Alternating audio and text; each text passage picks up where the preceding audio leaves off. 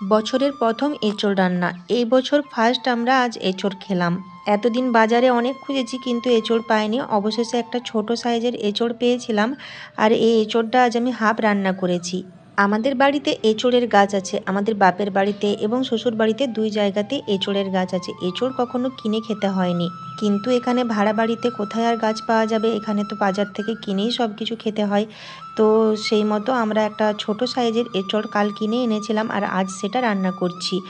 অর্ধেকটা এঁচোড় রান্না করছি। এঁচোড় এবং আলু আগেই প্রেসারে সেদ্ধ করে নিয়েছি লবণ এবং হলুদ দিয়ে। আজ এঁচোড় চিংড়ি বানাবো, তার জন্য কুচো চিংড়িও নিয়ে এসেছি বাজার থেকে, সেটাকেও লবণ হলুদ মাখিয়ে ভালো করে লাল করে ভেজে তুলে নিচ্ছি। আমরা যেহেতু দুজন থাকি তার জন্য আমাদের এই ছোট সাইজের এঁচোড়টাই অনেক বেশি হয়ে যায়, তাই আজ অর্ধেকটাই রান্না করছি আর অর্ধেকটা অন্য একদিন অন্য কোনো রেসিপি করব। এঁচোড় চিংড়ি আমার বরাবরই একটা খুব পছন্দের খাবার, কিন্তু এখন যেহেতু ভাড়া বাড়িতে থাকি আর এখন এখানে বাজারে এঁচোড় খুব কমই পাওয়া যায়, সেই জন্য খুব একটা বেশি তো রান্না করাই হয় না।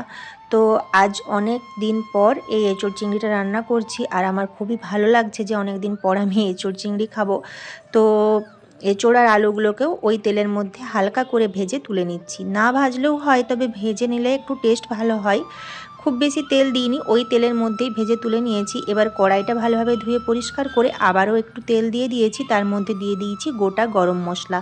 গরম মশলাটা ফোড়নে দেওয়ার পর দিয়ে দিয়েছি পেঁয়াজ কুচি। পেঁয়াজগুলো একদম ছোট্ট ছোট্ট করে কুচিয়ে রেখেছিলাম। পেঁয়াজ কুচি দেওয়ার পর পেঁয়াজটা বেশ লাল করে একটু ভেজে নিয়ে দিয়ে দিয়েছি টমেটো কুচি আর চেরা কাঁচা লঙ্কা। শুকনো লঙ্কা ইউজ করিনি, দুটো কাঁচা লঙ্কা দিয়েছি আর দিয়েছি বেশ খানিকটা পরিমাণ টমেটোর কুচি। সমস্ত কিছু বেশ ভালোভাবে লাল করে ভেজে নিয়ে এখানে আদা রসুনের পেস্ট দিয়ে দিলাম 1 চামচ পরিমাণ। এরপর দিয়ে দিচ্ছি জিরে ধনে বাটা।